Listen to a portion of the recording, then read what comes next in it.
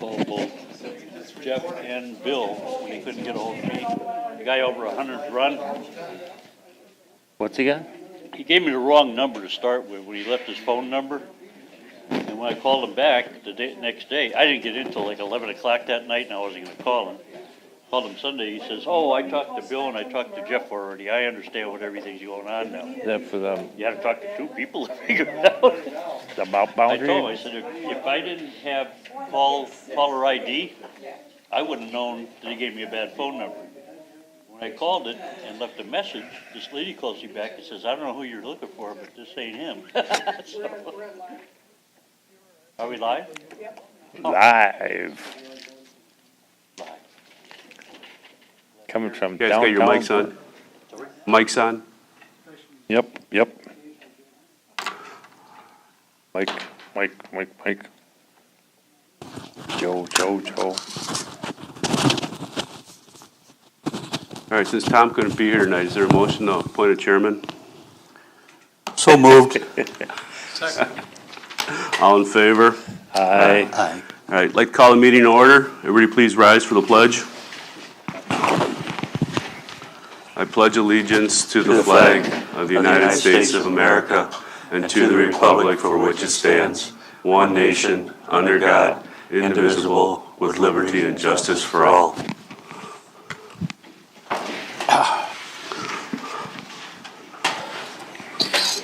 Roll call, Madam Clerk. Supervisor Jeff Millies. Present. Supervisor Gary Wilde. Present. Supervisor Ed Moline. Present. Supervisor Bill Craig. Mr. Chairman, note for the record that Chairman Thomas Bird is absent, and DPW Director John Henneberry is here also. Open meeting law compliance check. Mr. Acting Chairman, the agenda was posted inside and outside the Vernon Town Hall to the media, to other entities within the town of Vernon. We are in full compliance with the open meetings law. Okay, I'd like to announce there's possible closed session and reads the following notice. The town board may convene into closed session under state statute 19.85, parent 1, parent C, considering employment, promotion, compensation, or performance evaluation data of any public employee over which the governmental body has jurisdiction or exercises responsibility, specifically the review of DPW compensation for 3 DPW personnel. Including the closed session will be the town board, DPW director, and town clerk, with the town attorney available by telephone. The motion will require a roll call vote. Public comments. Are there any public comments? Step up to the microphone and state your name and address, please. Dead on? Yep. Keith Grams, South 70, West 22375, Sonoma Way, Big Bend, Wisconsin. I got a couple things I want to bring up with all the stuff that's going on in the town this fall, or this spring rather. First of all, the referendum. I signed a petition for the referendum. It was a big mistake. And it was my mistake because I violated my #1 cardinal rule: never sign nothing unless you know what you're signing. And there was no copy of the wording of the referendum, no explanation for it other than they wanted a non-binding referendum.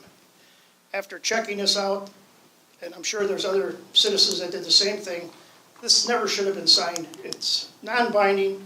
The issue's already done. This has been on the agenda for a couple of years. The people that pushed it out, I think it is seriously politically motivated. And after the candidate forum, where the people that were basically behind this referendum didn't even show up, I seriously have the doubts about it. And that's just how I feel about it. If I wanted to hear opinions, I wanted to hear people talk. There's 6 candidates. Every one of you is an individual running for an individual position. The opposition or the new candidates should have showed up and said something at least. That's out of the way. I got to go to the brush pickup. I've heard a lot of things about this.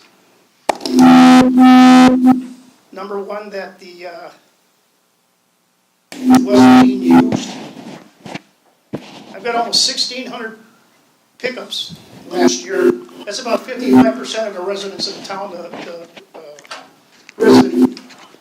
And that's about 60% of the population uses this pickup. I think a few other options should have been put up. Yeah, that's what my numbers show. Spring and fall, not for each one. I also said that why should I pay for something that I don't use? have you paid your taxes lately? I pay 60% of my property taxes for the school board. I hadn't had a kid in the school for 25 years. There's a million things that you pay for that everybody doesn't use, and 60% of the population uses the pickup. I think that's a pretty good return on it. But options should have been put out, maybe a 1-week pickup in the spring or the fall, alternate the years, or definitely a drop-off spot for the residents to take their brush personally and then drop it off someplace that it can be utilized that way. That would be fine. When it comes to saving money for the town, I've been tracking this since 2009. I get all my numbers out of the town budgets here, and they're pretty close. But since 2009, the town taxpayers have supported the park and rec to the tune of $99,000. $99,543 to be exact by my numbers. And it hasn't gotten any better. In the past 3 years, $44,017 went to support the park and rec. This last year, they didn't even have enough revenue to support the director's salary. Something's wrong with that. I'm not against the park and rec as it is, but it was originally set up to be a self-funded by town board decision. Why this has gone on, and it's gotten worse and worse as time went on. I don't know if it's something with the fees or not, but out of that 60% of my tax money that goes to the high schools,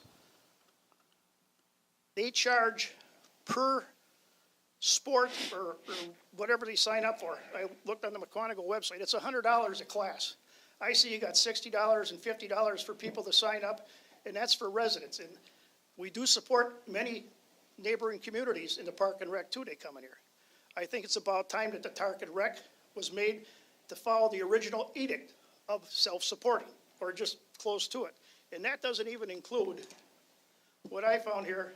The DPW expenses to help the park comes out to about $20,000 a year for their help to it. I don't know if it's all for the park and rec department, but it's still a cost that's on the budget. And I just think that it's about time that should be due. And let's see what else I got here. Oh, the park and rec director salary on the average is 75% of the expenses. That leaves, it's supposed to be for the kids and everything. That leaves 25% going for the programs and the kids. Is that right? I don't know. I don't know if any place could afford to have somebody getting 75% of the funds for a management position, and it's like these scams for charities when they pay back 10% on a dollar. Although this is a little better than that, 25%, but I think this has got to be bought in line. That's all I got to say. Thanks, Keith. You're welcome. Any other public comments? Any other public comments? Yeah, go ahead and speak now, Dan. Dan Fresky. Actually, I live in Waukesha, 1235 Woodview Drive in Waukesha. I want to thank the board for allowing me to be here and speak on behalf of the Fox River Bandits. I'd also like to acknowledge two of our members, Josh Anderson. He's a assistant coach as well as a Vernon resident, and then Nicole Burseth. She's a member of our organization. Her son is part of our organization, and she's also a Vernon resident.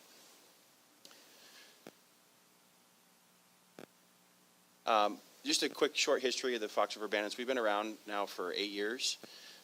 When a group of dads felt that select baseball programs were going in the wrong direction and wanted to create the best baseball experience for their kids. I took over the organization this last year, so this is my first year of bringing the organization together. We weren't really a formal organization. We didn't have any formal bylaws. We weren't officially a nonprofit organization. This last year, we went through the process of forming a nonprofit, and we're working on completing our 501c3 tax-exempt status as well. Our mission is to teach sound baseball fundamentals alongside character development and teach important life skills such as leadership, adversity, resilience, grit, courage, and loyalty. Many things that I learned as well when I served in the military for 8 years. We are run completely by volunteers. And no one, coaches or directors that are on part of our organization, receive any compensation for the time and energy we put into our organization. We currently have 2 teams, where in the past we've had 3 teams. We've been recruiting quality coaches to expand our program for the next year and hopefully for years to come, in which we're hoping that Josh will soon take over his own team. We've also been in conversations with Mike Zielecki, the Director of Parks and Rec, and have discussed developing a feeder program so that we can take some of their best players as well and help their programs grow as well as our programs, so developing a strong select baseball program together. Fundraising accounts for a large portion of our revenue, needed to pay for equipment, field rental, maintenance, improvements, things that we've been working here in partnership with the town of Vernon, and other operating costs such as indoor facilities, tournaments, and so on. Our fundraising efforts allow us to keep the fee to members low compared to other select and travel baseball programs. We currently charge $700 a family, where another program that's very similar to ours charges upwards of $1,800. That's probably the next lowest that you're going to find, and that's probably where a lot of the Parks and Rec's kids are going and playing in those select programs. And it's going to continue to rise in the select programs. However, because of our fundraising efforts, we're going to continue to focus on keeping our costs low. And it's not about the money for us. We're not trying to turn this into a baseball business where we're moving kids, into trying to be the #1 draft pick. We want them to develop the fundamentals of baseball and do it at a way that is fun and gives them the best shot at making high school teams. That's ultimately our goal, is to help them get onto high school teams. We have developed a tiered sponsorship program for local businesses to support our fundraising efforts, and I can share a copy of that with you if you'd like to see a copy of that. It's also available on our website, foxriverbandits.org. As you can see on that sheet,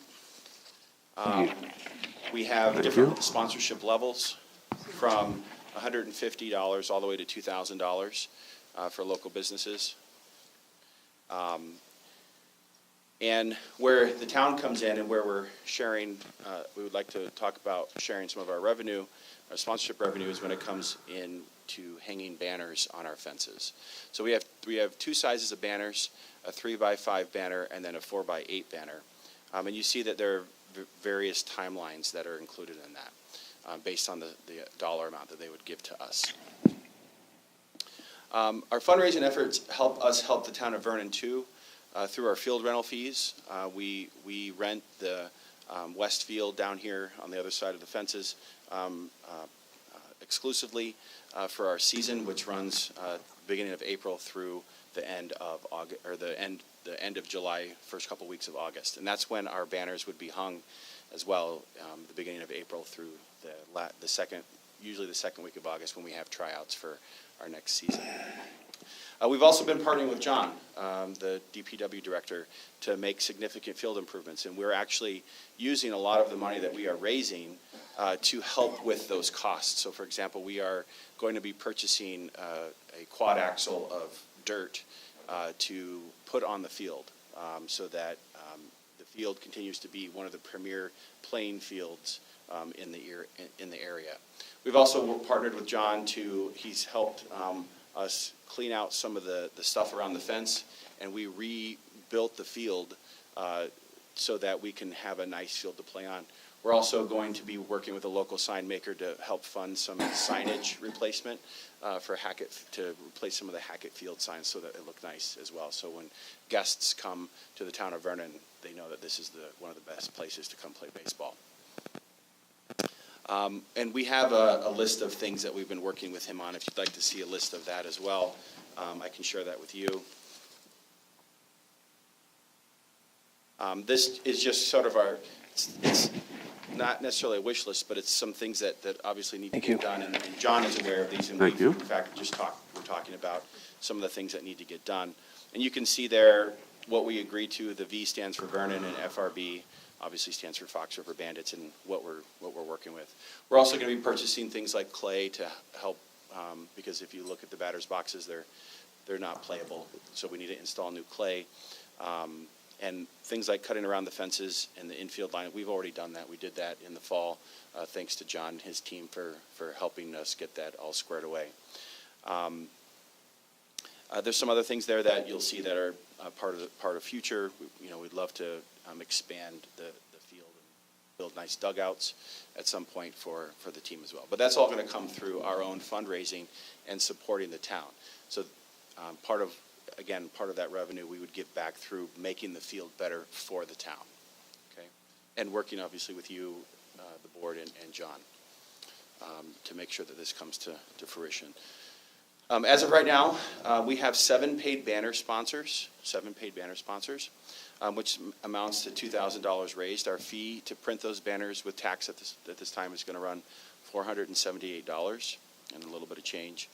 We originally had proposed to Mike Zalecki a 5% of our banner fee. So right now we've sold mostly the $250 banners, $250 sponsorship, and we proposed originally a 5%. Mike came back with 15%, and I had said and agreed to settling at 10%. If you'd like to see the email communication between Mike and I, I'm happy to share that with you, that where it says Mike would bring that to you guys. I know you guys discussed 15% last time, but I feel that with all the work that we're partnering on and how much we're investing in the field, I think 10% is really a fair amount based off of what we're renting your fence space for. We're going to maintain them. We'll put them up. We'll take them down. If there's any damages to them, we'll replace the banner at our expense. All we're asking is to use the fence space, basically renting the square footage to hang our banners. Our goal at the end of this is to have recurring sponsorships. So this creates not only a revenue stream for us, but also helps the Parks and Rec revenue stream or the town. I think Karen mentioned last time that you guys have to vote on where that money goes. You can allocate that for the Parks and Rec or wherever. We would love for it to go to Parks and Rec because we think that viable Parks and Rec in any community is incredibly important, especially for providing a quality of life for its taxpayers. But we want to make sure that we have this recurring revenue. So after year one, we're going to reapproach again the same sponsors, and they'll have to pay again that $250 again, and then you would get a portion of that. Okay. If we can, I would like to show you some of the banners that we have. Go ahead and Josh, would you help Chase? So these are 3 of the local businesses that have agreed to sponsor us. The first one is Dakota Drywall out of New Berlin, 3x5.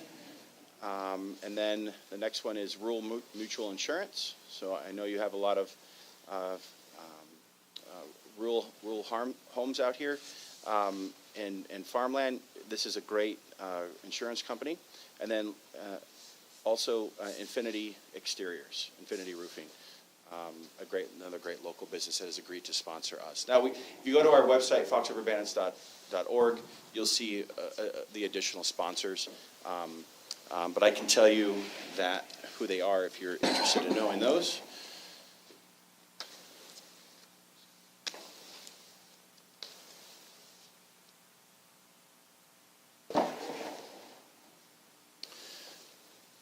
We also have Complete Towing, Blue Mel's Gardening, On Track Overhead Door, Skrima Kabitsky Accounting out of Waukesha, and then L2 Custom Engraving as well.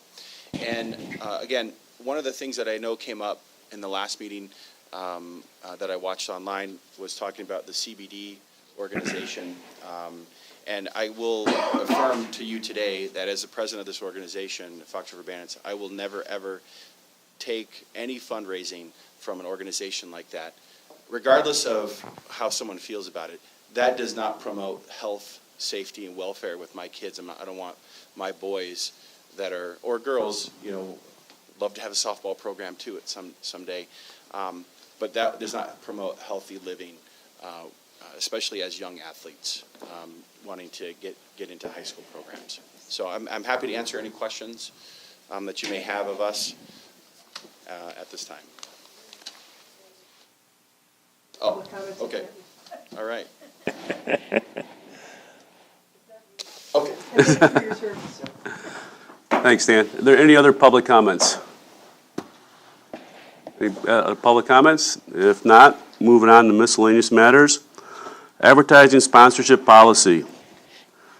Why don't I read what the Attorney Macy said on this before we start discussion. This is a policy decision, although in my brief reviewing the changes to the policy as shown in the packet, I do not note any major concerns. I do not see how the policy, even as changed, allows the town to allow other groups other than the town to sell banner space on the fences. I would like the opportunity to work with the supervisor and the town clerk to put the policy in a better form to protect the town. Other considerations for the town board include who is paying for the signs, is the 15% of the payment gross or net, what are the minimums that the group must donate in order to be eligible, does group need to make these donations yearly, etc. The town board can adopt the policy subject to the town supervisor working with the town clerk and town attorney, putting the same into final form, and put a copy of the final form in the next packet, or the town board can table the matter until the next meeting for the same to be put in final form. Basically, what Macy is concerned about is how do we, if we allow this group, what's to stop the next group saying, I want to do this, and hey, I worked a couple hours out in the field, that's substantial time for me. So he wants to try to just nail down these matters a little more subjectively instead of being kind of objectively to it. He was also kind of concerned that he realizes what we're trying to do, but at the same time, this probably might be better on the facility use policy or creating a whole new rental agreement policy. But he thinks we can, I said, it's unlikely we're going to have other groups coming forward requesting this at this time, that we could work out something in this advertising sponsorship policy, not to exceed an hour's worth of time if myself, Karen, and him worked on it. What's the time frame for placement of these? I did talk to Dan, and he had said that if the town board wanted to defer this to the 21st, have the policy in order and approve the signs, that would still work for them. And maybe Dan would have a few more signs that you'd want to approve. But he did say that if you could do everything by the 21st, that would work for them also. Okay. Is there going to be enough time for you to basically get a policy in place and have it reviewed by Mr. Macy? Supervisor Jeff Millies has already, talked to me about some of the changes he wants. Supervisor Bill Craig has a couple clerical things he would like to correct. I'm sure, Jeff, what do you think? We could get this done? And John said it wouldn't be any more than an hour. Yeah, hopefully. Yeah. With him. No, he guaranteed, Jeff. Well, we're going to do, Supervisor Millies and myself will do all the work, and then he'll just correct it. Yeah, okay. I don't have a problem with it if we can work out a policy with regard to the town protection in regard to the questions that he raises here, that I think it's a great idea. And it's not that we're hurting for sponsorship. We haven't received any sponsorship money at all from any other source, so. And John would be, you'd have to work with John probably in order to, if you have any questions regarding this, John? No, I've talked with him a little bit about what he had planned, and I don't see a problem with what, as far as banners on there. I know he brought up as far as wind and stuff size. I think the 3x5s would be fine on that fencing. I don't think it's going to be an issue, so. Well, as long as they're not spaced right next to each other. Right, you spread them out a little bit, yeah, you'd be fine, so, yeah. And one of the things the attorney and Supervisor Millies had indicated is the Fox River Bandits do an awful lot for the town, so we can substantiate all that they've done and all that, and protect another group saying, well, let's just piggyback on them. I'm sure if they did what the Fox River Bandits did, it'd be different, but they do an awful lot for our town. Yeah, I know. It's more worried about another group coming in and saying, hey, we want to do this also, and yeah, we worked on your field for a couple hours, so. Yeah. Because they have put a lot of time in down there so far. It's great so far, so. Now, am I allowed to speak? Should we? So and we also do pay a usage fee, so we do pay to rent the field as well. Oh, So for all of our home games between April and August, we pay the town to use the field as well. Macy asked about a yearly, do these seem like they're gonna be continual sponsorships for the banners? That's the goal, yes, right, so. So that'd be a 10% yearly coming to the town Exactly. on Yep, that's on top of the, so the top of the 250. rental? Right, that's the goal, is to have, next year they would pay. It's okay. Next year would be 250, and you would receive another 10%, as well. So it would be an annual revenue stream of sponsorships, and we obviously want more Sure. sponsorships, because it not only helps us, but it clearly helps the town, with its park and rec needs. And hopefully we can, fix the 75-25 by helping the town with some revenue. Plus the fact that they, as he stated, they pay to rent those fields. Yeah. Just a quick question, Jeff. You're more in tune with Park and Rec than we are. Would this have any interference with the town programs in regard to baseball, like T-ball and anything like that? No, it hasn't Okay, interfered. okay. That's a question that might come up from somebody, might say, is there going to be a possibility of conflict and who's going to get priority over the use of fields and things like that? We worked out an arrangement with Mike, and these fields here are too big for most of the rec Right. programs. So they play up the Heather Ridge fields. Okay, And our programs too are more geared towards the teeny ones, T-ball and coach pitch, and you need, just like All right. Dan said, that's just smaller, a question. teenier I fields. just wanted to clarify, so in case there's a question comes No, up. that was one of the first concerns we had when we allowed Okay. the bands to come in, to make sure it wasn't going to interfere with our programs, and Mike made it all work out where it's Okay, not an issue. good. That was a question I had. What's the age range of the people that you 11 and 12. allow in your group? If you Right now we have two teams. We have a 11-year-old team, so it's 10, 11-year-olds, and then a 12-year-old team, which are made up of 11, 12-year-olds.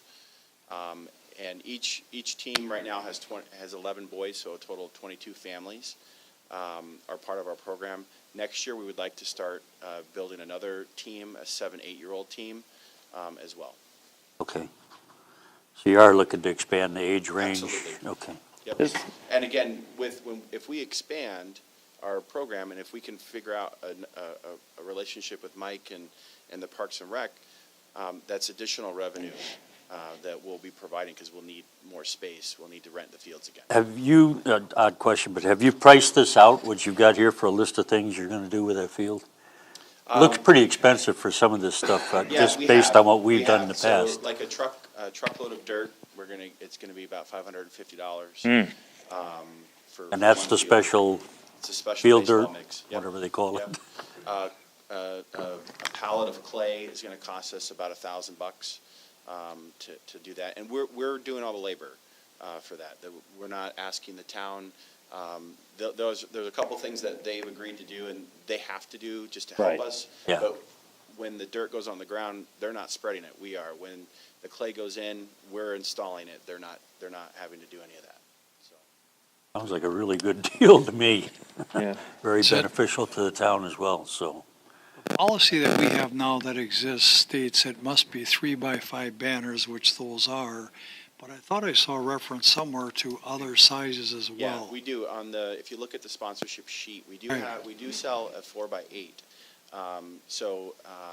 That would be something that I'd ask that you'd allow, is for us That could to be have a incorporated in the larger policy. 4x8 banner. We won't go any bigger than that, but that would, of course, increase the amount that you receive. Would you, obviously the board has to discuss all this, but would you go with a 3x5? Stay at? I mean, we don't have a choice, I guess, if that's what the board says, Okay. then that's All the right. policy you put into place. We're looking for a way for an organization, obviously, to donate more money, so we provide them a bigger sign, so they have more advertising. Have you sold any 4x8s? We have sold one. You have? We have sold one, yep. But another board director who's another coach, he's the U12 coach, we've talked about if the town doesn't allow that we've got another plan in place that'll be portable for us to put up when we're here, and then we'll take down. So would we actually be signing a 1-year contract with you guys? If that's what you want to set up, right now, I wouldn't, there's nothing. They have to come back every year to have the signs approved. So, right now, it's beginning of season, end of season period, eh? Okay. The reason I ask is Jeff or someone raised a question before, if we get similar requests from other teams all of a sudden, what do we do? You know, our board is always asking the question, what's a precedent-setting issue? And we don't want to get in a bind on that either, but I like this idea very much. That would be one question. Maybe we'd have to tie that up in writing a little more, that it would be a seasonal, beginning season to end of season, and you guys can tell us when your training weeks are or whatever. Just going back to the attorney comments, I think some of these things are already answered. Who is paying for the signs? I think that's been answered already. We pay for them. We've got to go back and talk about 10% because there was 15 represented prior. And what are the minimums that a group must donate?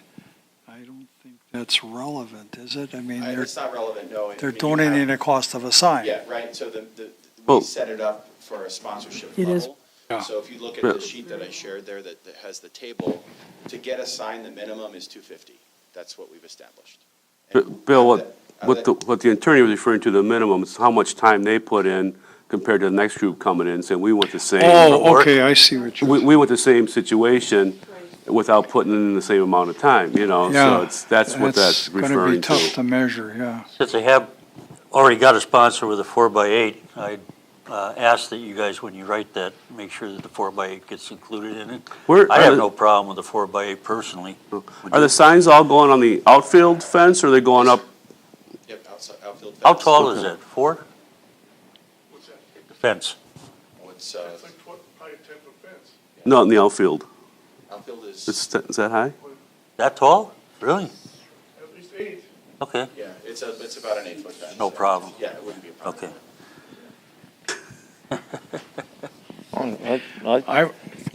I'm sorry, did I Oh, interrupt? no, I think it's a good idea. My grandson graduated from the hitters program and this last year, and now he's moving on to high school ball for the first time.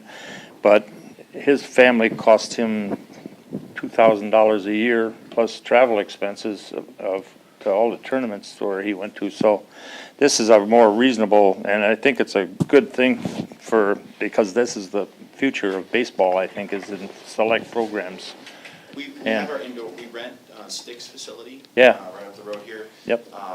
We practice there once a Yep. week for 2 Yeah. hours. Yeah, a lot That's of our- teams. That's our biggest expense. But we have a wonderful relationship with them. Yeah. That they allow Well, us to do this and still keep our costs low. Yeah, it's a good deal. That was a good question, though. Do you play teams that are brought in? Yes, sir.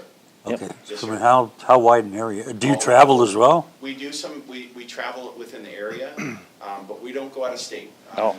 That's not part of our program.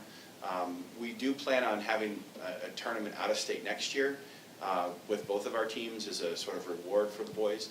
But all of our games are local or within driving distance. You know, so Okay. our 12-year-old team will go up and play a tournament in the Dells. We'll go down to Salem and play a whip-bat tournament down there. So, but all of our games, our home games, are here. We bring in people from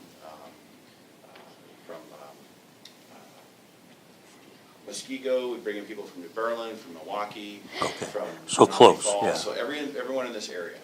Yeah. Thank you. Well, should we make a motion to table this until next meeting when you bring back an updated policy, Jeff? You guys are in favor of us spending up to an hour of Macy's time working on this? Yeah, that's Oh, yeah. fine. That would be your motion, That- authorize Supervisor Jeff Millies and myself to work with the attorney and bring it back to the town board for that full board meeting. Sounds like a plan. I'll second the plan. Any further discussion?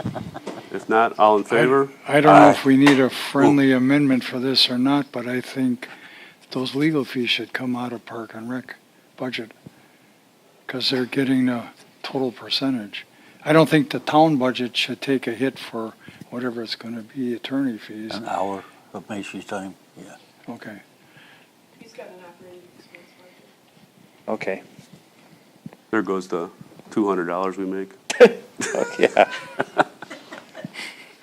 Depends on what his fee is. If you would like me to come back, I'm happy to come back. Do you have any more signs, Dan? That'd be the time. Yeah, we'll have some more signs. And you can see our signs if you really are interested. Go to foxriverbanners.org. You can see them. The images are on our sponsorship tab. You can see the images that we're using for the banners, so they're on there. Okay. Any All other right. questions for me? No, Thank you, Dan. You're welcome. thanks a lot. Next item, sign of.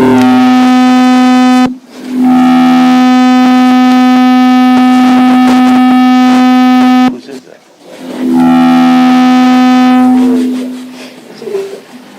I think we'll just table that till the next meeting on policy. Yep. Need a motion? I'll make a motion to table that till the next meeting on, what was the date? There a second? 3/21? Yes. Till the meeting on 3/21. Okay. I'll second it. All in favor? Aye. Opposed? Motion carries. Thank you. Thanks, guys. Requested environmental corridor evaluation to sewer pack for three Vernon properties.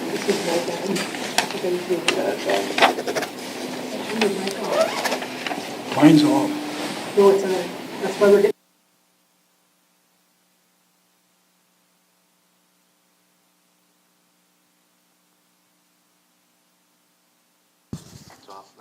As you can see, we're testing the microphones. Bill, can you say something? I'm off. Bill, you I'm gotta on. turn your microphone on. And just say hello. Yeah, turn it on and just say hello. Talked about that before. He thought it might be better. It's his mic. See, if you hold it out there, it's gotta be on your body, sir. It's I got, mean, you can't Oh, it have does it like have to. sitting out there. Okay. Yeah, like holding it. But you should put it on this collar because you talk with your head tipped that way.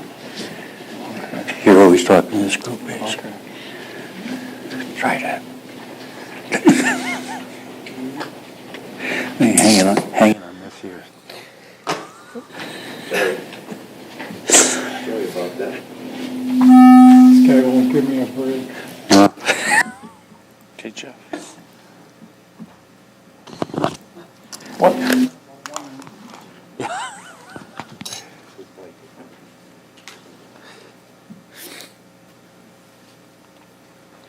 All right, Karen, do you want to, oh, yes, in your packet, board members, we've done this in the past.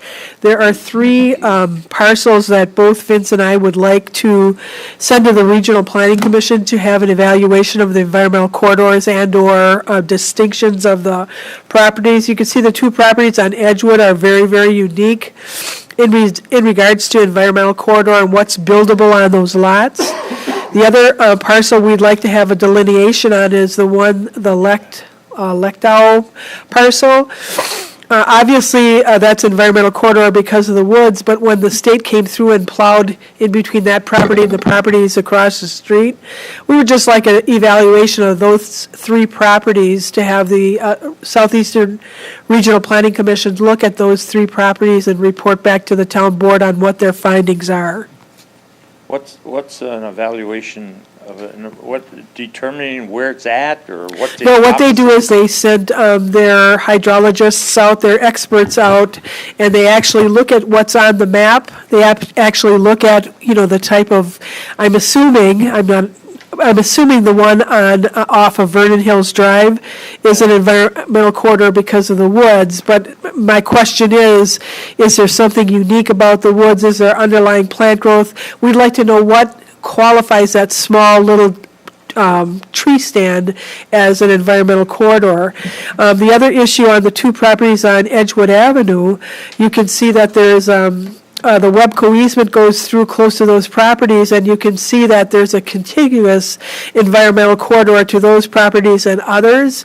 But when Vince and I were looking at the specifics of those properties, we felt if the Regional Planning Commission could at least look at those two properties and see what their evaluation is, both, that's something that we would like a report on. And there is no cost to the town. The only thing is you kind of go on a list, because I'm sure this happens quite often with the Regional Planning Commission, but that would be, that's what Vince and I are requesting from the town board. What about cost? There is no cost. Okay, then there is. Just hit the magic word.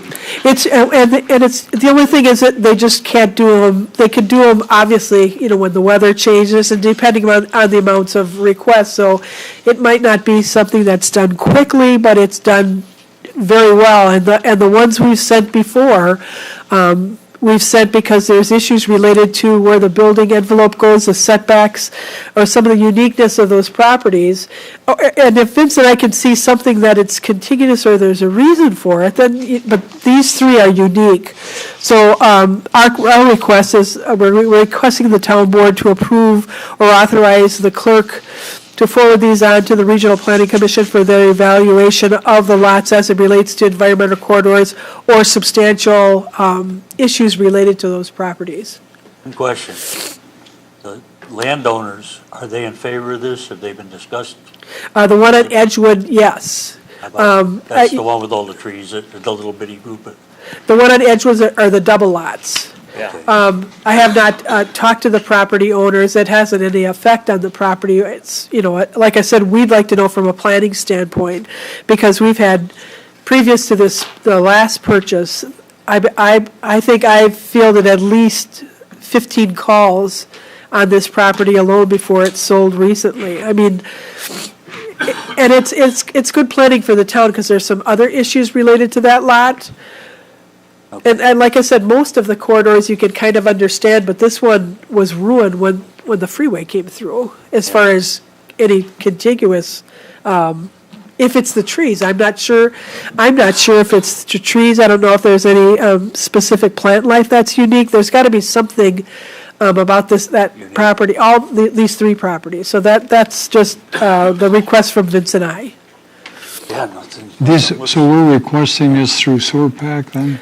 Yes, the Regional Planning Commission is the one that does them. Because they're probably, right now, probably 8 months out by the time coming into spring like this, so just so everyone's aware. Well, yeah, and like I said, there's no urgency. They've done this for a few properties that we just had one done on National and Hillview. We had one done right across from the golf course, Prairie Side Golf Course on the other side. So, like I said, and the reason we're asking is not for, it has nothing to do with commercial. It's just understanding and, understanding if the delineations on the maps are correct. Karen, do you have I was online a couple times trying to track these key numbers back to addresses and couldn't match up. Do you have the actual addresses that go to these three key numbers at all? They would not have addresses because you don't get an address on a property until there's an actual building structure. So you can only go by tax key number. Oh, yeah. And I can show you easily how you do that in the county Yeah, site. because I finally ended up running all the tax parcels on Edgewood Avenue, and I still couldn't match any of these up, so. Yeah, I can show you how to do that, because the maps that you're seeing, both the hydraulic maps and the GIS maps are all from the county's website. Okay. Questions? I'll make a motion to have the clerk put in a request to the Southwest Planning Sewer Pack. to do the evaluation as requested. I'll second. Any further discussion? Not, all in favor? Aye. Opposed? Motion carries unanimously. Thank you, board members. Developing a brush pickup drop-off site in the town of Vernon. Supervisor number 4.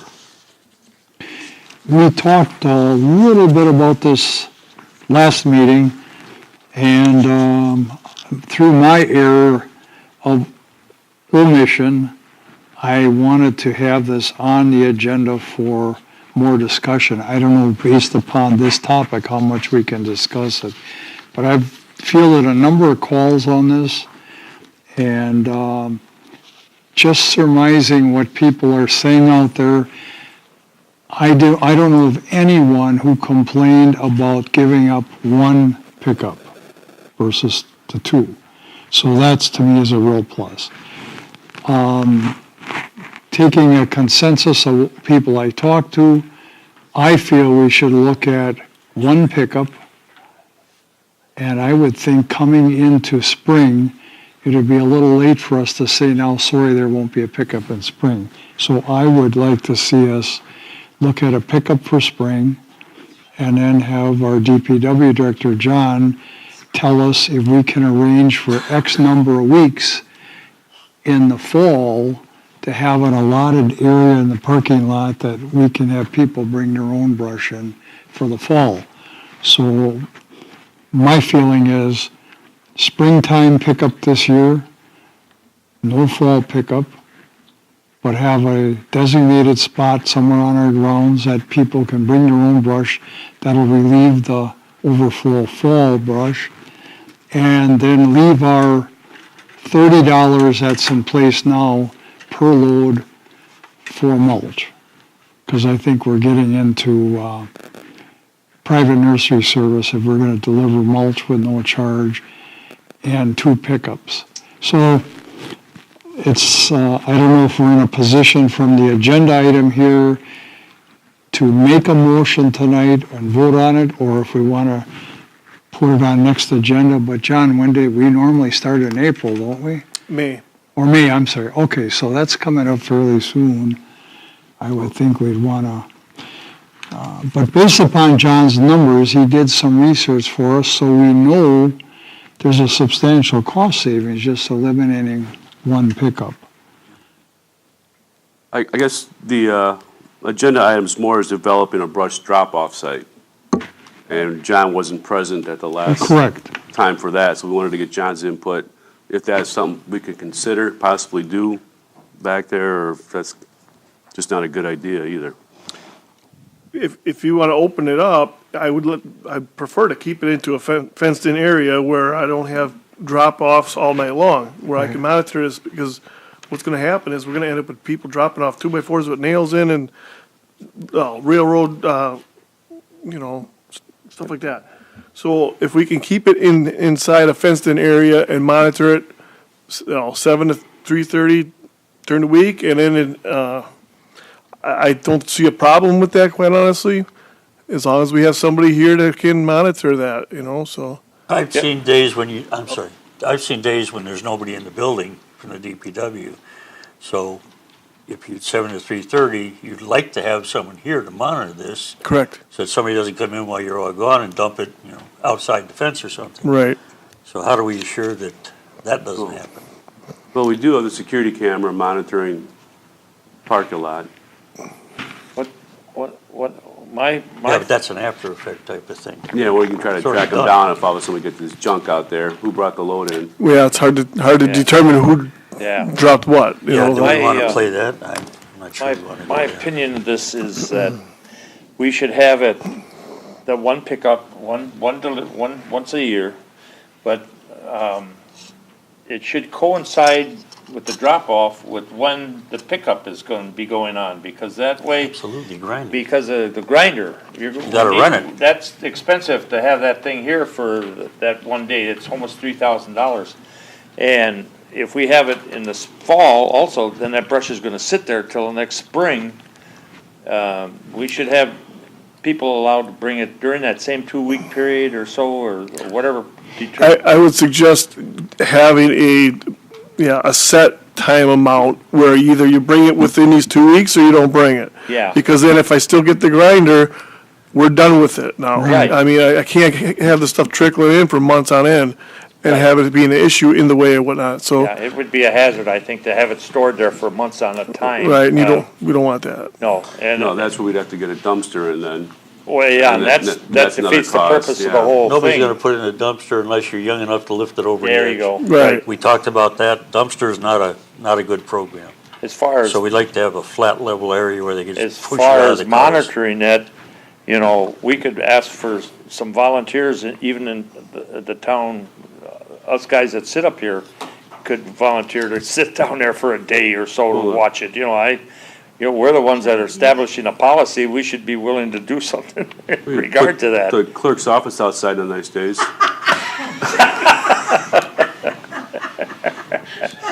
Question, has anybody paid the $30 yet? Oh, yeah. So then They have. dropping, to drop the fall pickup this year would be somewhat of an issue, I would think. I like Bill's idea, you know, drop the fall pickup, Yeah. but I think we need to wait till next year, because we've got people that already came in, paid for it, and Well, thought they're they're- getting the spring and the They're fall. paying for They're the spring. pretty much paid for the spring right They're now. paying for the spring. So, yeah, they haven't paid for the fall yet. And spring's your biggest pickup Right, compared right. to fall. Right. And maybe next year, we Yeah. want to flip it over. 30 per, I didn't know that. What, I, Oh, I thought it was like a year, no? yeah, I mean, I'm even game to going out there and babysitting on a Saturday morning to give people a chance who can't meet the 7:30 to 3:30 time. I would recommend, if that's what you were gonna do, I would recommend having a 2 Saturday probably drop from till noon. Or something like that, because a lot of people can't make it during the week. Correct. Right, So- right. They do their yard work on the Right. weekend rather than come home after work and you don't feel like cutting up branches. And Well, and then try and get here by 3:30 is gonna be tough, so it's. Saturday is more appropriate. Sunday, if, You just have to give us a key. Are we talking a To the front end 2-week loader? time frame, basically? I would suggest to keep it as a 2-week time period. Well, if we're doing that, that's only 2 Saturdays. Yeah, We could even pay you guys your overtime or whatever and still come That's- out ahead on this, it's up to you to, if you guys a want lot to. of I'm expense. sure we can work it where somebody's available for that, be it one of us or one of yours. Yep. I think that's a workable program, so I think that's a good way to go. But for the agenda item, developing a drop-off site, you want to work on developing where that would be, John? I got some ideas, I tossed it around, and we were talking about it today a little bit, in the back there. So if we were gonna do it at a whole separate, time, where we're not picking up, Yeah, that's not gonna be a problem. We have the whole back open. But if it's gonna be during the same time as we're actually doing the pickup, I would have to segregate that section off to the north side of the parking lot back there, which we would have room for. And if it filled up a little bit, we could just take that brush and push it over onto the main pile.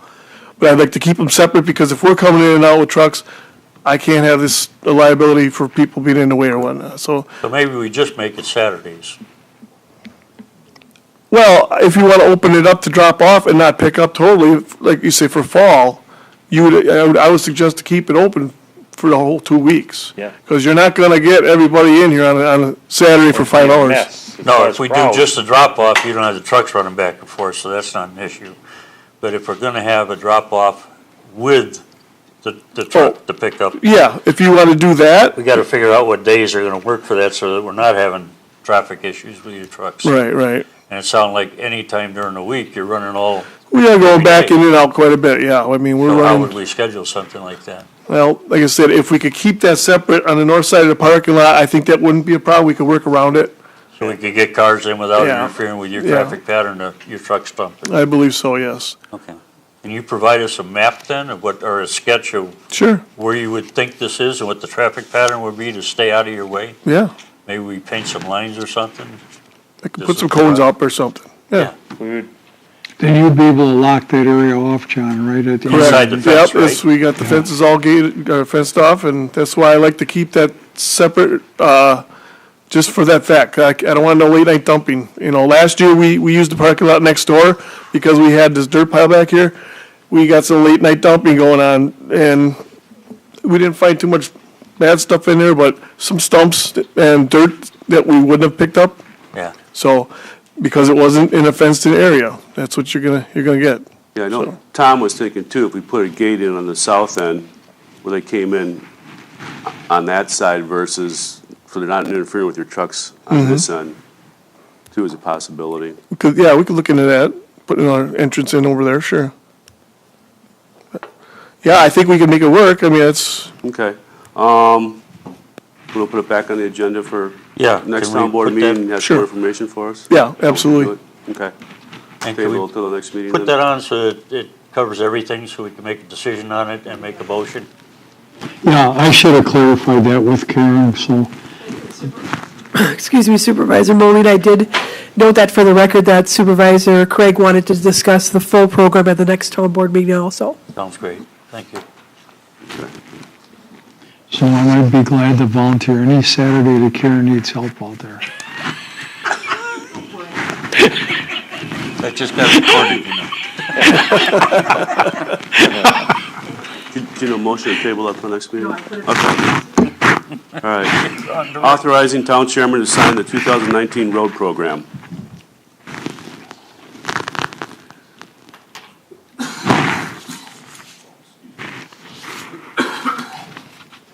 This is just a formality type thing, isn't it? Well, did we have the contract? 'Cause Yeah. we didn't have the contract when we looked at the We price. had the contracts, Payne Dolan brought them in, I had Andy, look over them, our engineer.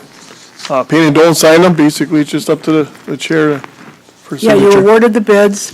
The attorney asked about having legal review. Andy Schultz, our town engineer, is very good about anytime there's any type of statutorial change. He always recommends a legal review. Both John and I checked with Andy, not only in regards to any statutory change, there is none. We went over very distinctly on the certificate of insurance. So although John and I aren't attorneys, both John and I felt that it's ready for you to authorize Tom to sign that. That John or Macy? John Henneberry. I didn't discuss this all with Mr. Macy, Okay. except for the fact that he had, he always recommends a legal review to protect you. But I just wanted to give you the feedback John Henneberry and I had with Andy Schultz, our town engineer. The last time we had legal review on this is when there were some state statute changes quite a few years ago. Hasn't That's the only changed, time we, hasn't changed since. He even Yeah. says it's been quite a while. Yeah, but so is there a motion to authorize town chairman to sign the 2019 road program? So moved. Second? Any further discussion? If not, all in favor? Aye. Aye. Opposed? Motion carries. Report on repayment for paid mileage reimbursements claimed by the treasurer, supervisor number 3. Okay. A couple meetings ago, I was requested by the board to check with two people, treasurer and the clerk, to find out why there's a difference between their balance. I sent an email to Lorraine, our treasurer. I need to make an official request to have a motion. This is about the mileage. mileage, Strictly the mileage. Well, the mileage isn't doing much because the police haven't come back with a report yet, so I don't have anything new to offer. But I would like on the next agenda to put down, we need to make a motion for this request that was made to make it official. Got to do that in your board comments. When it's Okay. your board comments, put I'll that do in. that then, okay. All right. Putting town board and plan commission e-packets on the town of Vernon website.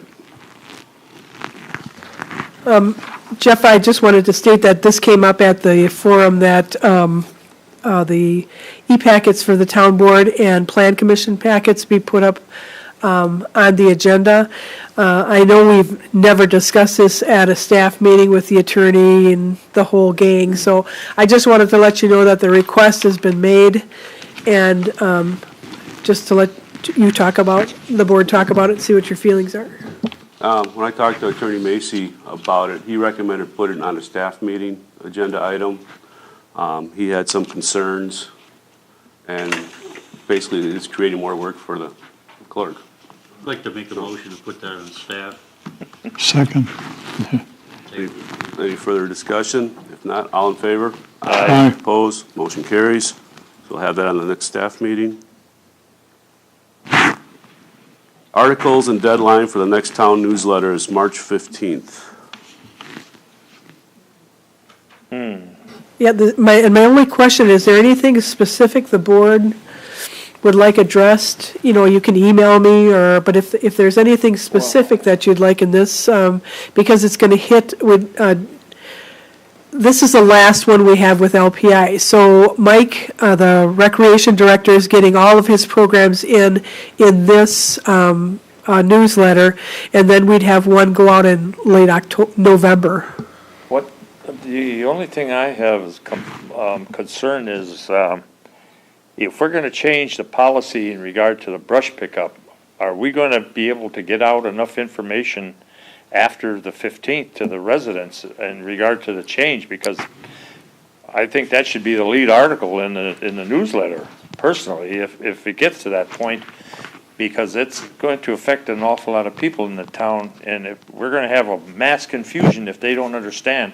We've been accused of not getting information out in the past, and I would really like to see a stall on the 15th. Can we get past to our next board meeting, Karen? To get the articles in, do you think, in time, to get the newsletter out? You could write we need them in by the 15th so you can see them at your board meeting on the 21st. Yeah, because, that's gotta be in the lead thing, as far as I'm concerned, because that's gonna be extremely important for people to understand that there's gonna be a major change, so that there's no confusion in what they can do and what we're allowing to have happen, you know. We have a bigger problem because I don't think you decided, you didn't come to any conclusion on anything. No, but by the board meeting on the 21st, we will, won't we? Well, we could say in the newsletter, the brush pickup will be $30. Yeah, which Pickup, they understand already, but. Which I understand. And then say they're in discussion of possible drop-off times. Yeah. Check the website. Watch your website. Or something like that. Something like that, because, My suggestion would be leave the spring pickup just the way it is. Let's initiate this change in fall. We can put it in a newsletter that as of the fall pickup, this takes place. I think it's too late in the program to push this in to the early pickup. I think we're gonna have a lot of confusion, a lot of calls, a lot of complaints. We can have signs in the door when they vote in April too about brush pickup for people to read when they walk in. Or yeah, I just want to alleviate a big problem, because. Yeah, I'd really rather push it to fall. It gives us time to work through it, because we don't have a program yet. No. We've got suggestions, but we haven't got anything concrete in writing. It's gotta be a policy, and that policy change is gonna take some time. Yep. So rather than jam it in and get it screwed up, let's take the time to fix it right. Leave the spring like it is. Notify them in the March letter, our newsletter about, or the April newsletter about the change that's coming. And we can give some description then. We'll have some idea, It's gonna be a drop-off point. We've agreed on that, I think, so we'll have to put a couple things in there that we're confident are gonna fall into the program when we get it set up. But we can only give them an overview. We can't give the details at this point. I can live with that. I just foresee a big, major problem if we just drop this on them, without any information, because John's gonna catch holy hell with the phone calls, and so is the clerk. And not so much us, because people will call Karen and they'll call John and complain. I don't know, a couple of people got my number. I keep getting calls Well, from the that's- same folks for some of the stuff. You gotta change your number. Yeah. To make it official, I'd make a motion to not do this till the fall pickup, and let's get some information out. That's gonna be a motion, so it's official. You're on the wrong item. This is just a newsletter, articles and deadline. Yeah, So okay. I think we can live with what Ed's saying. By the next meeting, we can make a motion at that time. So basically, all we're saying is April pickup will be as usual. To me. We haven't got time to, No, but we've got time to adjust for fall. we do. Right. Okay, Agreed? so write your articles next week. Yep. All right. Gary volunteered, I think. Payout of DPW sick time, DPW director and clerk. We'd ask that we come back to this item, In Jeff, closed session. after we discuss it in closed session. Okay. Okay. On to correspondence, announcements, and reports. I don't have anything at this time. Gary? No, I just had I had a contact with, and the gentleman's here tonight, so we discussed his concerns regarding what was discussed this evening in regard to the recreation program, and I agree wholeheartedly with him in regard to the funding. I remember specifically that we made the decision that this was not to be funded with taxpayer dollars. The system's supposed to be standing by its own, and I think that we said that we would give it to the board, to the budget hearing to make a determination of what we're going to do. But if anybody has any concerns regarding this, I appreciate it if they give us a call and let us know. But as of right now, I have to agree with the gentleman that it's Mr. Grams, that this is not, it's not working the way we intended it to work. Other than that, I don't have anything at this time. Ed? In follow-up of what Gary said, I believe we actually made a decision that there will be a decision come the end of the year, budget time, whether or not this program continues based on the dollars and the needs. I also had several calls for people that didn't attend the meeting, claim they didn't know about it, even though it was on the mailer, for information on the boundary agreement. One of them got shared with you, Jeff, and Bill. The fellow gave me the wrong phone number, so I didn't get a hold of him right away. Now I'm going to bring up what I was talking about with the treasurer. After the meeting, when I was requested to get together with the clerk and the treasurer and try to identify the reason for the difference in their balance, the bank statements, I sent an email to Lorraine and I asked her to reply and give me 3 months records of the past history of the bank statement. There was no response until, I believe it was last week.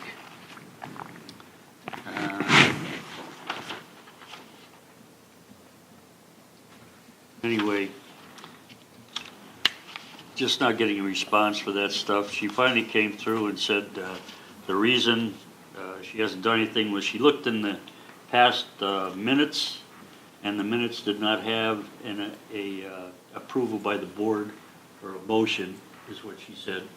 So what I wanted to do was get a motion so that it's on the record that there's a motion that I'm supposed to go do this, and she has to follow it based on her job description. I explained to her, in her job description, says she has to respond to the board with any figures and such we want. This is, how many, 3 weeks ago, 4 weeks ago? And the only response I got is I can't do that because I looked and it wasn't official because there was no agendized motion. So I asked Karen to look, I don't know if it was on the minutes or it was just a request, and we said, I'll go do it. But we're not getting any response. We're going to have to make that official request with the motion, and then I'm going to go after and say, now I need that information that you requested. So is it proper to make that motion now? I need another meeting to do that? I'm noting for the record that you want it on the next town board agenda. Okay, please note that on the agenda. I would like that on the next town board meeting. It's kind of ridiculous, but that's where we're at with the treasurer right now. And that's all I have. Supervisor Craig? Coming back to Gary's comments regarding Park and Rec, I agree with his comments wholeheartedly, and Mr. Graham's, who contacted me. In fact, we've spoken several times the last year about that issue.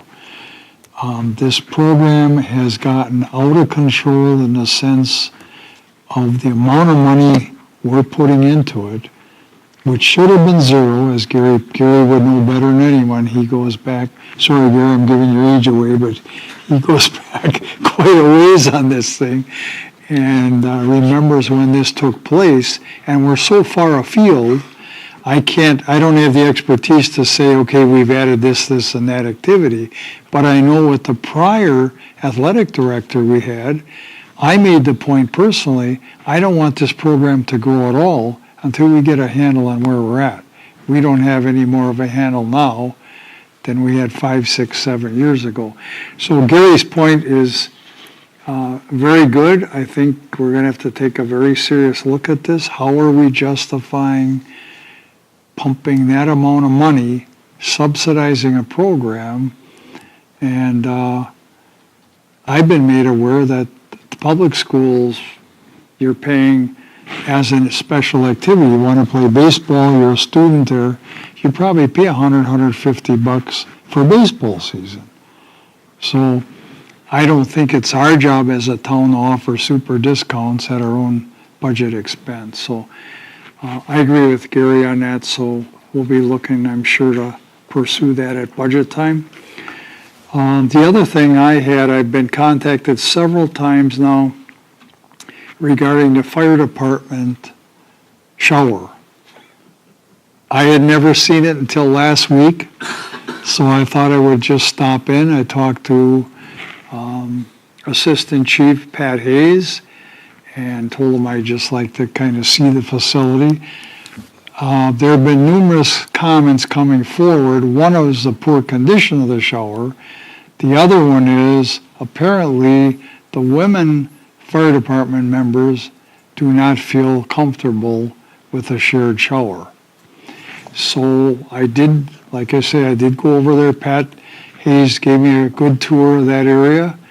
And what we've got for a shower stall now is in shambles. There's dry rot, one corner totally broken out. What we've got right there, if we did nothing more, needs big time work. But then also, I received in the mail, I think maybe Karen did too, a copy of 3 proposed, no numbers on them, but 3 proposed plans. And they're kind of hard to read because they're actually three-dimensional. And it's very hard to get a perspective on how they would lay out with that room. But theoretically, we could, my initial question back was, well, I'm sure we're going to have a big problem if we're going to be talking about expanding the fire station physically. So these 3 sketches, let's say, show that we could possibly get up to 3 shower stalls without moving walls or making any major plumbing changes. The part that bothers me, though, in the whole thing is I made it clear to the caller, this should be something that originates with the fire department, comes to the board with a recommendation. And I've said repeatedly, we have not gotten that. I don't know if any of you guys have gotten calls, but I made it very clear to this day, I have not been contacted by anyone on the department or anyone else not on the department. Should we be doing something? I think we need to, but that's not for the board to start from our end and say we need this, that in a fire station. We don't know what they need. So I'm really confused why we're not hearing. This seems to be a major issue to some people, but we're getting nothing from the fire department directly as a recommendation, a request, or any of that sort. So I've been told there are people looking for donated funds for part of this project. I haven't seen any proposed numbers on it at all. Just along with that, one of the serious items I can see in the whole picture is they're supposed to be washing this gear off thoroughly. Gary maybe is more into it than I am because of all the toxics they confront. And I said to Assistant Hayes, or Deputy Chief Hayes, how long does it take to wash down a set of gear? 45 minutes. How in the world, if we have 50 members or 35 members out on a fire, they all come back around the same time, are we going to get all the showers plus all the gear washed at 45 minutes per set of gear? I just don't know. What is he doing now, did they mention? Well, they were hanging a lot of the gear up unwashed, Unwashed. as I understand it. So That's just, might be coming in the future, but that's the contact I've had. Like I say, the mystery to me is, of course, it was on TV. I think all of us saw a reference to that at It was pretty least. much an insult to us. Exactly. It did not The make way it us was look worded made good. it seemed like we turned it down. I was a little upset seeing the word on the screen. Okay. So that's my comment for now on conversations I've had with two taxpayers. Thank you. That's all I have. John? I just got my report here, if you're ready.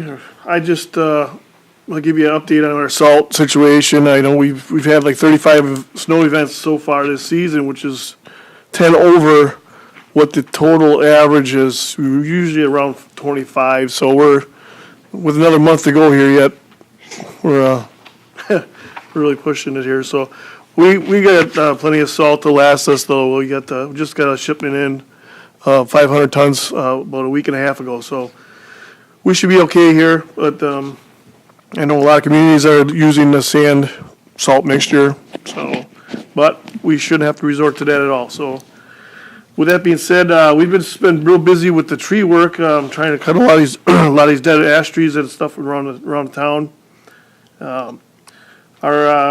Got our new truck in. Our hot patch box is being mounted. We're hoping to have that back tomorrow.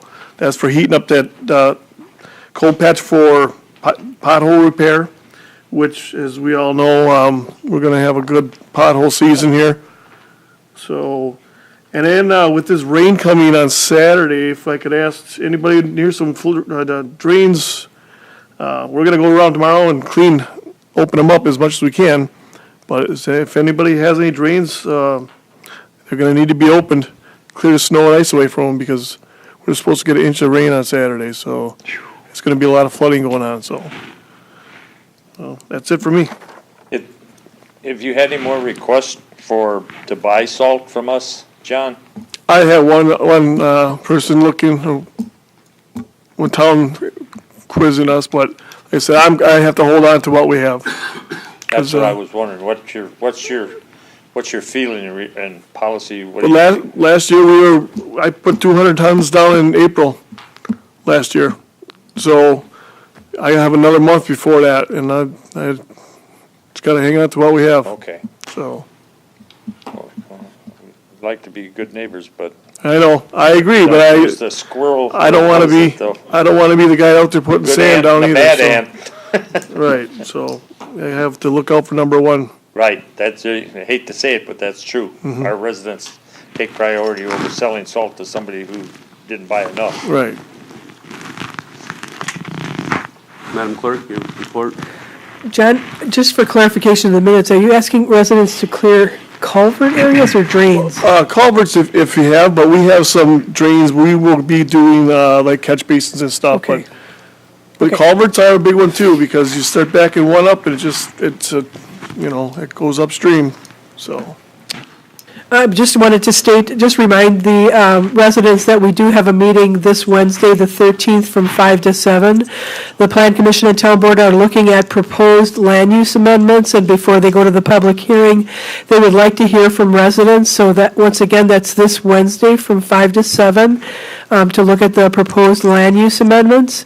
You can look at them on the Town of Vernon website, however, when you click on the map, you have to blow up, well, not blow it up, but enlarge areas to look at the map. It's very well done. Our town planner has done that. And then also, we have another informational meeting on the border agreement on Tuesday, March 26th, from 5 to 7 p.m.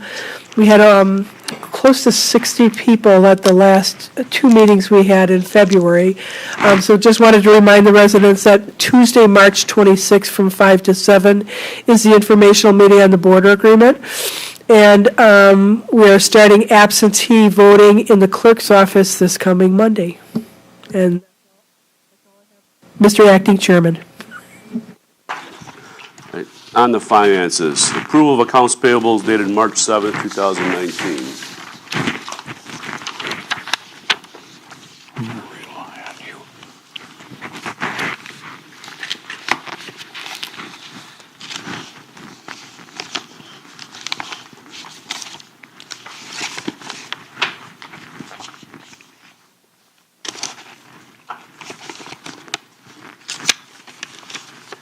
The only issue I found has been corrected, unless somebody else has a question.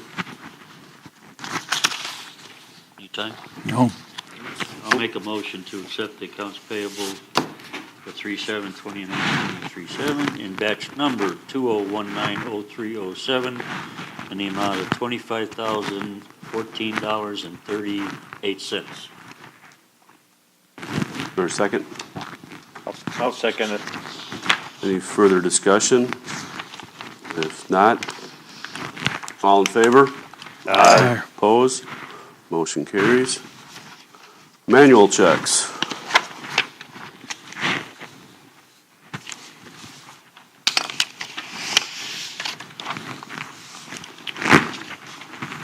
That'd be the amount of $38,775.10.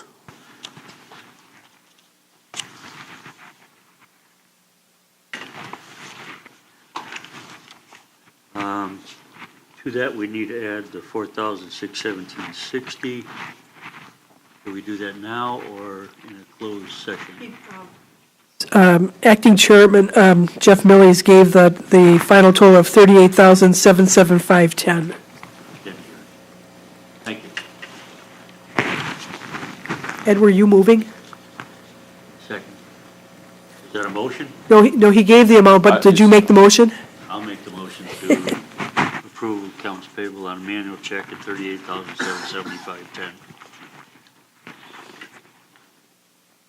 I'll second it. Any further discussion? Not, all in favor? Aye. Opposed? Motion carries. Have the accounts receivable aging report. Mr. Chairman, I just want to let the board members know there's two people that we sent letters to that have balances that are pretty old, and asked them to come and speak before the town board to ask, the very last one, you made arrangements for that person to make payments, and that person, the very last entry, will have that paid off by the end of the year. But there's one item for $815.70, and then there's one item for $1,812.79 that we sent letters in their last statement that they need to contact the town board into making either arrangements for payment, or if they need to discuss this issue with the town board. We sent letters to those effect, to that. Been no calls from her or anything on that? The one gentleman that has the $1,812.79 said he wanted to talk to Director Henneberry one more time before he went to the board, but he knows he's going to be out of town the 21st, so if he comes to the board, it's going to be the first meeting in April. The other gentleman? I will call him. I did send him a letter, but I will call Charlie and see what his issue is. Thanks. Karen, on Rev Motorsports, That's Charlie. The one. oh, that is the one, okay. Because I thought the request was for us to waive.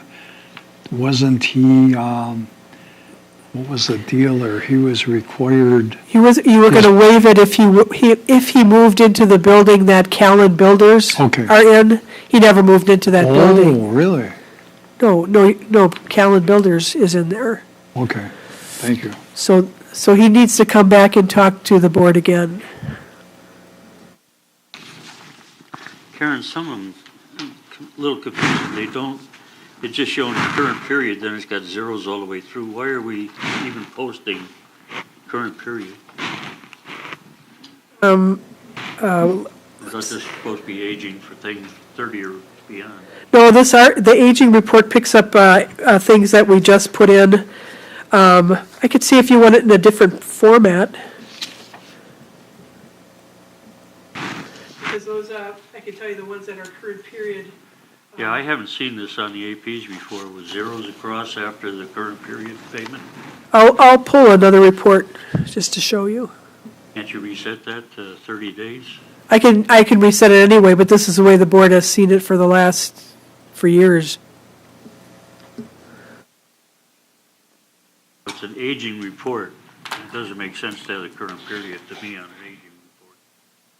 They're not old? Those or- billings went out in February, so in a sense, they're aging. We can change it to, 60 days. yeah, 60, 90, 120. I'd like to see that myself. It gets rid of the ones that are, they could be paying this month. The more prevalent issues were the ones that have been pretty substantial. Those other ones that you're probably going to end up writing off or sending to the state because they're not residents of the town of Vernon. Right, it's good to be yeah. But you can reset that? Okay. Is that something we need the board to vote on to? No, Okay, thank you. if they don't like it, I can change it any way you want. I'd like to see them, if they're not 60 days, leave them, Okay. make it aging. All right, January financial report. Everybody get a chance to look at that?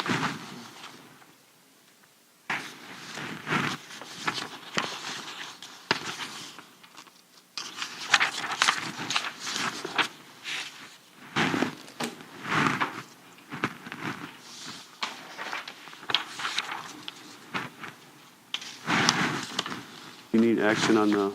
Not financial statement or the aging. Mr. Chairman, I did forget to state that there is a candidates forum on March 19th with a March 20th date for if there's bad weather. Right. And of course, the annual meeting. Sorry. all right, if no one has any question on the financial report, let's move on to approving town board minutes from February 21st. Bless you. Presented. You got questions on that one? Yeah, that's all right. Make a motion to approve the minutes of, I'm sorry, Bill? I'm sorry to delay here. On the January general fund, workers' comp, under other expenditures, page 9, workers' comp is already at 69% of budget, and insurance at 80.28% of budget. Are those paid that far in advance, Karen? If you look at your accounts payable, you can't do a workers' comp audit until the year's done. So we just, if you saw, we just completed that, you approved a bill, so that's going to be, you'll see a journal entry by the auditor, that'll be applied to 2018, so you're talking about a number that's in January that won't stay there. You're going to have revenues in January that won't stay there, so the January, February, March statement will be cleaner as the audit begins. Okay, thanks. That's all I had. I'm sorry to back up here, but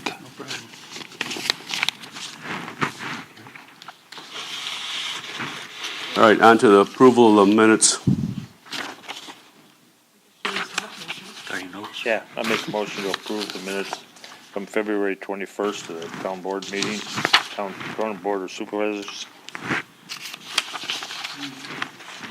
I'll second it. Any further discussion? If not, all in favor? Aye. Opposed? Motion carries. Minutes from February 26. Make a motion to approve the minutes from February 26th. Is there a second? I'll second. All in favor? Aye. Opposed? Motion carries.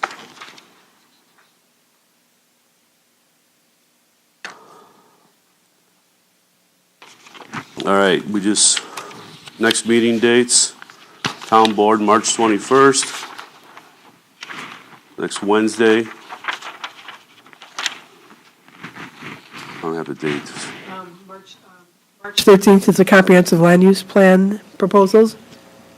And then March 26th will be the border agreement, and then March 19th will be another candidate forum, or 20th if the weather's bad on the 19th.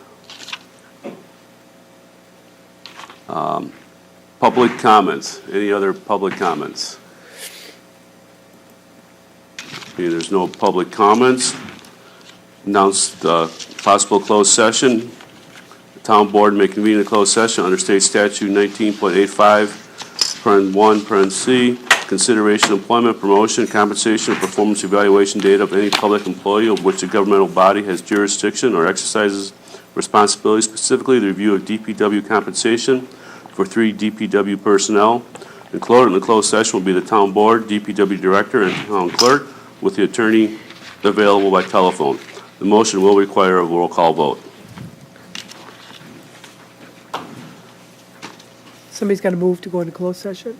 I'll make a motion to go into closed session. Second. Acting Chairman Jeff Millies. Yes. Supervisor Gary Riley. Yes. Supervisor Ed Moline. Yes. Supervisor Bill Craig. Yes. Mr. Chairman, note for the record that the town board has voted to go into closed session by unanimous voice vote. All right, we're going to closed session at 7:29 here.